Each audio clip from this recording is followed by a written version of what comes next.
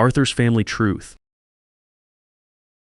The phone rang at 8:47 in the morning. I remember the exact time because I was standing in the kitchen waiting for my coffee, looking out the window at nothing in particular. The caller ID said First Central Bank. Howard Bauer, the man who'd managed my accounts for 15 years. I picked up. Mr. Harmon, his voice was off, not calm like usual. We have a situation here. Your son Arthur came into the branch about 20 minutes ago. He presented a power of attorney and attempted to withdraw the full balance from your savings account. I didn't move, just stood there with the mug in my hand. How much? The full amount, sir, $180,000. I set the mug down on the counter. That document is forged. Howard. I never signed anything like that. That's what I suspected. The signature didn't match the sample we have on file. We flagged it, stopped the transaction, and I'm calling you now. Arthur is still here. He's not pleased. I'll be there in 45 minutes. Don't let him near anything. I hung up, grabbed my jacket off the hook by the door, and called a cab. While I waited on the front steps, it settled in on me, not all at once but steadily, like water coming in under a door. My son had walked into my bank with a fake document and tried to take everything I had. Not a stranger, not some scammer calling from overseas. My son, Arthur. I'm Clifford Harmon, 67 years old, retired financial analyst. I spent over 30 years reading numbers for a living, and I can tell you this, I saw it coming. Not the forged signature specifically, but I knew something was building. I just didn't know how far he'd take it. Let me go back about 6 weeks. Arthur and his wife Beverly started showing up more. Before my wife Lorraine passed 3 years ago, we saw each other at Thanksgiving and Christmas, maybe a birthday if things lined up. After she died, Arthur called a little more, but not much.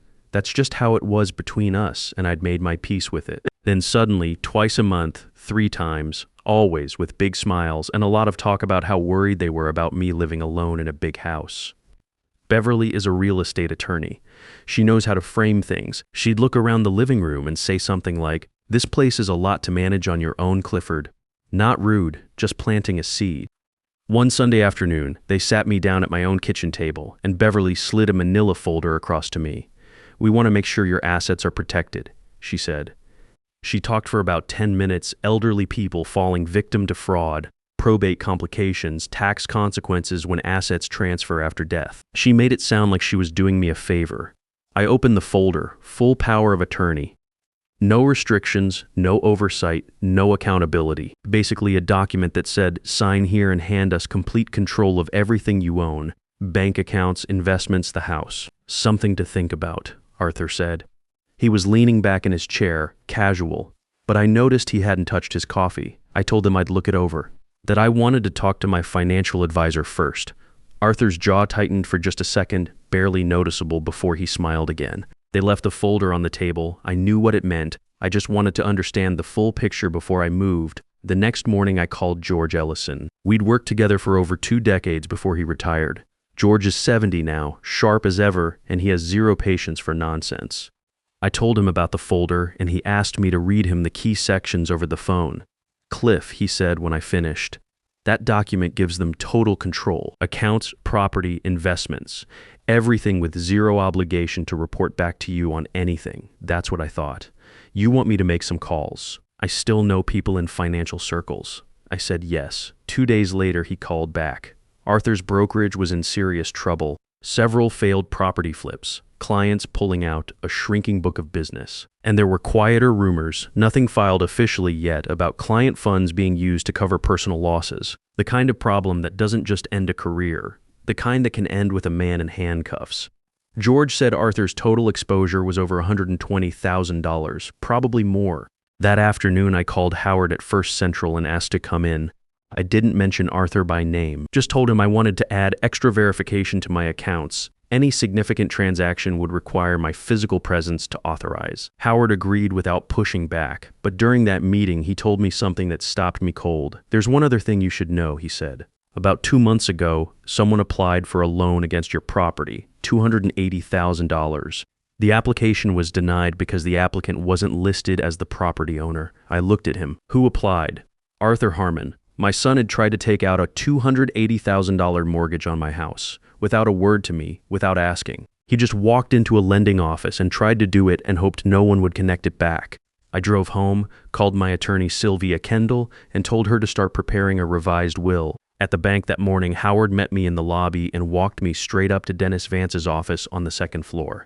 Dennis was the branch manager, steady, professional, the kind of man who doesn't waste words. Sylvia Kendall was already there when I arrived. I'd called her from the cab. We sat down and I told them both what I wanted. Close every joint account with my son today. Dennis pulled up my file. You have a savings account and an investment account held jointly with Arthur Harmon. Close them both. Transfer everything to my individual accounts only. We can process that right now. I also want every power of attorney associated with my name and Arthur's name, Beverly's name, both of them together revoked. Effective the moment I sign. Sylvia had already drafted the revocation paperwork. She slid it across the desk. Dennis called the bank notary up to the office, and we had it stamped and filed within the hour. New passwords on everything, I continued. Online access, phone access, all of it. And I want a note in my file, no transaction over $500 gets processed without me standing in that branch in person. No exceptions, not for family, not for anyone claiming to represent me. Dennis nodded. We'll flag your account at every level. I pulled an envelope from my inside jacket pocket and set it on the desk. One more thing. I want the bank to have a copy of my updated will on file. Sylvia is finishing it this week. Arthur and Beverly are not in it. I want that documented here. Dennis looked at me for a moment. That's an unusual request, Mr. Harmon. I know. Do it anyway. He took the envelope. I stood up to leave, and Sylvia walked out with me. Cold morning, gray sky. She asked if I wanted to file a police report on the forged document. I thought about it on the walk to the curb, Arthur sitting in a cell, his name in the local paper. Everything that would follow from that, not yet, I said. Maybe not at all. It's your call. She put her hand briefly on my arm. But call me the second anything else happens. Arthur called that evening at 6. I let it ring once, then picked up. What did you do? His voice was shaking, not angry yet, just scared. You closed the accounts. You had no right. They were my accounts, Arthur. My name, my money.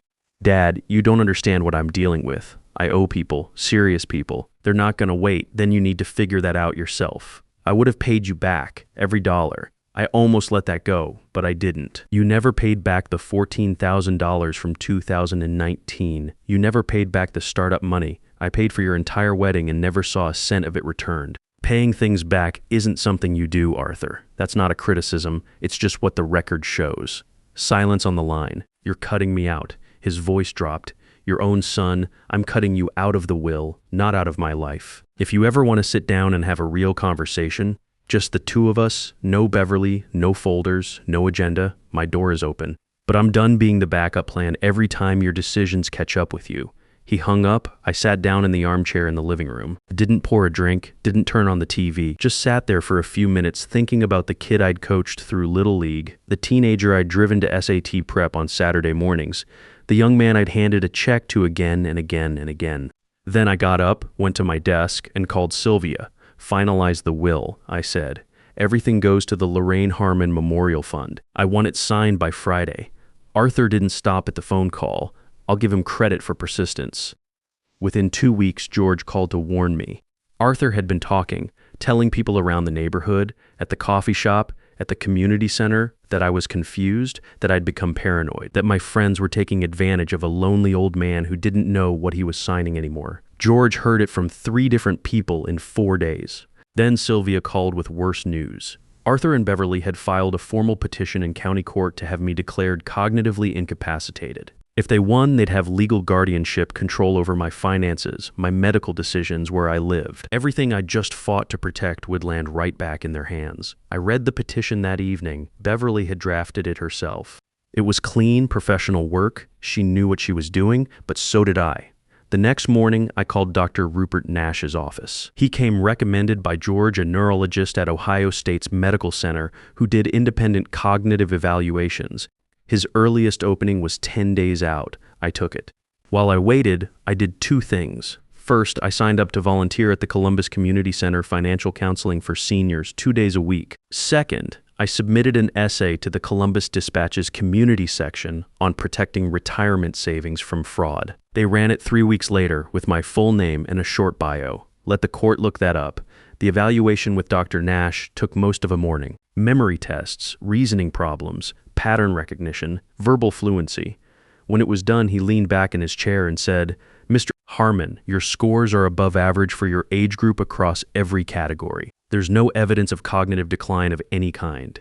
He put it in a signed report on official letterhead. I brought a copy to Sylvia the same afternoon. She read it, set it on her desk, and said, "Good. Now we're ready." 3 days after I filed the cognitive evaluation with the court, Arthur and Beverly showed up at my front door. It was a Saturday morning, just past 9. I heard the doorbell and knew before I even got to the hallway. Through the frosted glass panel, I could see Arthur's height and Beverly's smaller figure standing just behind him. I took a breath, then opened the door. Arthur looked rough, unshaved, shirt wrinkled, the kind of tired that doesn't come from one bad night. Beverly stood straight, composed, but her jaw was set tight. She had her leather bag on her shoulder, ready for business. "We need to talk," Arthur said. "We already talked," I said, on the phone. "Dad, please." He looked at me, and for a moment he sounded like a kid again. "Just 15 minutes. I stepped back and let them in. I'm not sure why. Maybe some part of me still needed to hear it face to face." We went into the living room and I stayed standing. I didn't offer coffee. Arthur sat on the couch. Beverly stayed on her feet near the bookshelf, arms crossed. "I know I made a mistake." Arthur started. "It wasn't a mistake," I said. "A mistake is forgetting to return a phone call. You forged my signature on a legal document and tried to take $180,000 from my account. That's not a mistake.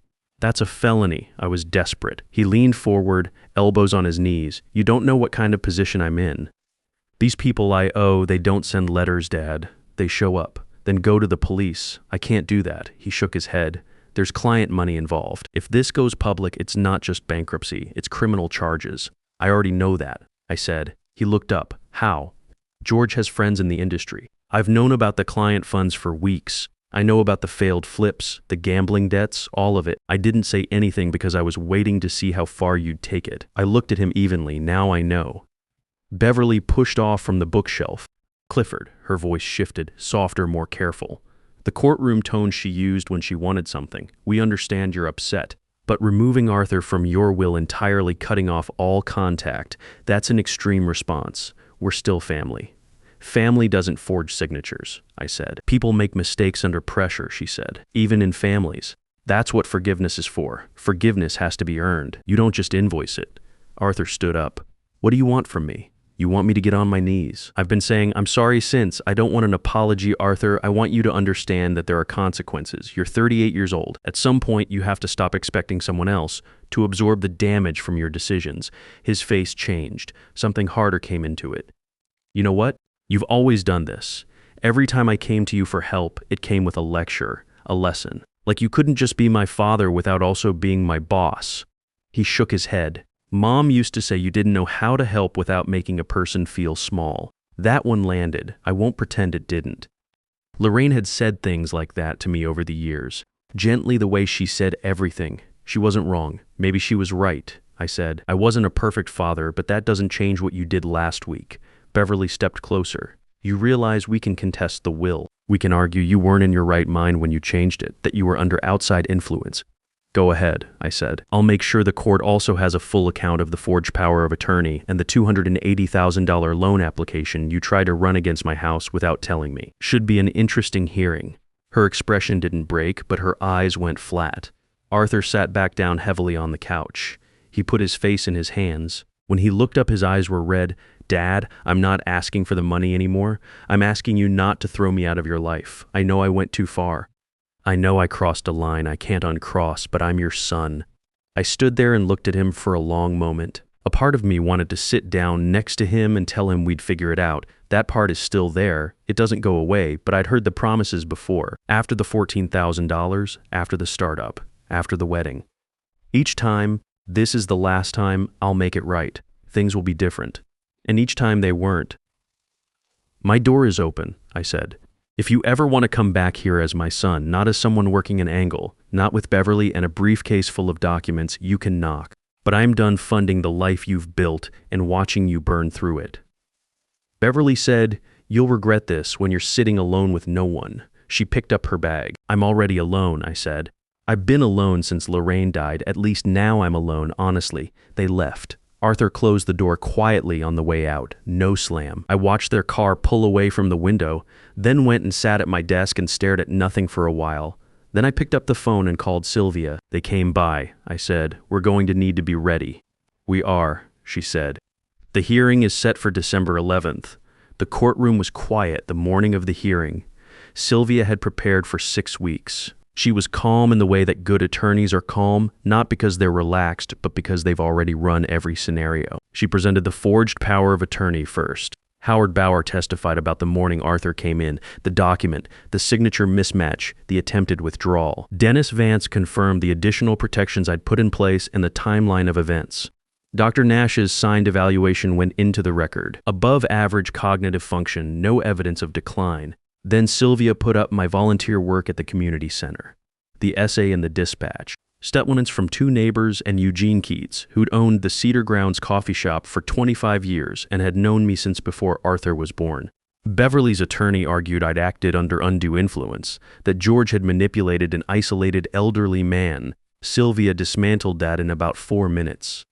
George lived 12 miles away and we saw each other on Wednesdays. That was the extent of his manipulation. Judge Rosalind Lomax listened to the full proceeding without expression. When both sides finished, she didn't take a recess. She ruled from the bench, petition dismissed, full stop, then she went further. She issued a written finding that the petition had been filed in bad faith and constituted an abuse of the court's process. She said it plainly. This court will not be used as a collection mechanism dressed up as concern for an elder's welfare. I sat in that chair and felt something release in my chest that I hadn't realized I'd been holding for months. Arthur and Beverly sat at the opposite table and said nothing. On the way out, I walked past them without slowing down. There was nothing left to say. The week after the hearing, I went out to the garage and opened a case I hadn't touched in almost 40 years, my cello. Lorraine had kept it through every move we made, 3 houses over 35 years. I used to play seriously in my 20s, before work took over and there was never enough time. She never let me sell it. "You'll want it back someday," she'd say. I'd tell her she was wrong. She usually wasn't. I unlatched the case. The instrument was dusty, strings slack, the bow hair dry and brittle. I sat down on my workbench stool and pulled it between my knees anyway. Tried a few notes. It sounded like someone dragging a chair across a concrete floor. I laughed out loud for the first time in months. That same week I found a luthier on the east side of Columbus who restrung and reconditioned it. I also found a cello teacher, Marlene Price, who taught adults out of a studio near the Ohio State campus. I called and explained that I was 67, hadn't played in 4 decades, and had no illusions about becoming good. She said, "Perfect. Those are my favorite students." Coming Thursday. The first lesson was humbling. My left hand didn't want to cooperate, and my bow arm had forgotten everything it ever knew. Marlene was patient and direct, no false encouragement, just clear instruction. By the end of the hour, I could play a clean D major scale. Slowly, but clean. I drove home feeling something I hadn't felt in a while. Not happy exactly. More like pointed in a direction. Life filled back in, the way it does when you stop spending energy holding something together that was already broken. Tuesdays and Fridays, I was at the Columbus Community Center. Winifred Malone, who ran the Senior Services program, had been after me for 2 years to volunteer, and I'd kept putting it off. After the hearing, I finally said yes. My job was straightforward: sit down with older residents who were confused about their financial situations and help them make sense of things. Retirement accounts, Social Security timing, Medicare supplements, protecting themselves from scams. In my first month, a woman named Patricia Webb came in. Recently widowed, husband had handled all the finances. She had no idea what accounts existed or what anything meant. She sat across from me with a folder full of unopened envelopes and the look of someone who's been underwater for weeks. We went through everything. Took about 2 hours. By the end, she had a clear picture: what she owned, what she owed, what her monthly income would be, and 3 specific steps to take the following week. She shook my hand on the way out with both of hers. "This is the first time in 2 months I felt like I can actually handle this," she said. I knew exactly what she meant, not because I'd been through the same thing financially, but because I knew what it felt like when the fog lifts and you can see the ground again. George and I kept our Wednesday routine at the Cedar Grounds. Eugene always had my black coffee ready before I sat down. We didn't always play chess. Some weeks we just talked about the city, about whatever was in the news, about old times. George had a gift for making ordinary conversation feel like it mattered. I'd taken that for granted for years. I didn't anymore. In November, a small group of friends gathered at my house for dinner. George brought a bottle of good scotch. Sylvia brought an apple pie. Dr. Nash and his wife Claudette came. She taught high school English, and we ended up talking about books for an hour. Eugene closed the coffee shop early and stopped by with sandwiches. Nobody mentioned the court case directly. Nobody needed to. I sat by the fireplace later that evening after everyone had gone and thought about what Lorraine would have made of the night. She'd have been in the middle of it, laughing, refilling everyone's glass, drawing out the quieter people in the room. I missed her the way you miss a thing that made everything else make sense. But I wasn't alone. That was the difference from a year ago. 6 months after that December hearing, a letter came from Minneapolis, Arthur's handwriting on the envelope. I stood in the hallway holding it for a moment, then set it on the desk and went to make lunch first. Some things don't need to be rushed. I read it that evening. He wrote that he and Beverly had separated, that he'd sold the house and taken a regular office job, nothing in finance, just administrative work at a logistics company. Modest pay, stable hours. He also wrote that he'd been attending a support group for gambling addiction for 4 months, that it had been harder than anything he'd ever done, that he wasn't writing to ask for anything, not money, not to be put back in the will, not even for forgiveness necessarily. He just wanted me to know he was trying. He signed it Arthur, not Dad, not your son, just his name, like he was starting from the beginning and didn't want to assume anything. I read it twice, folded it, and put it in the desk drawer. I didn't write back that night or that week. I'm still thinking about it, if I'm honest. Part of me wants to. Part of me knows that trust isn't rebuilt with one letter, and I've been down the road of believing things would be different. I'll decide when I decide. What I know is this. A year ago, I was a 67-year-old man rattling around a house that felt like a museum. Going through the motions, waiting for something I couldn't name. Now I've got cello practice on Mondays and Thursdays, volunteer days on Tuesdays and Fridays, chess with George on Wednesdays. And on Sunday mornings I work in the garden. Lorraine's roses came back strong this spring, deep red along the back fence. I keep them the way she kept them. It's my way of staying in conversation with her. I didn't get here by being a pushover. I got here by understanding one thing clearly. There's a difference between loving someone and letting them take from you. Between keeping a door open and propping it open while someone walks out with your furniture. Arthur brought me a forged document and a story about how it was all for my own good. I signed a paper that morning too, just not the one he was counting on. I signed the one that closed his access to everything I'd built. And then I went home and started building something new. That's the whole story. The hardest thing wasn't cutting Arthur out. It was finally admitting that protecting yourself from the people you love is not a betrayal. It's the last act of self-respect. And then I went home and started building something new. If this story hit home, hit like and subscribe. Every week we share real stories about standing your ground, protecting what you've built, and living life on your own terms after 55.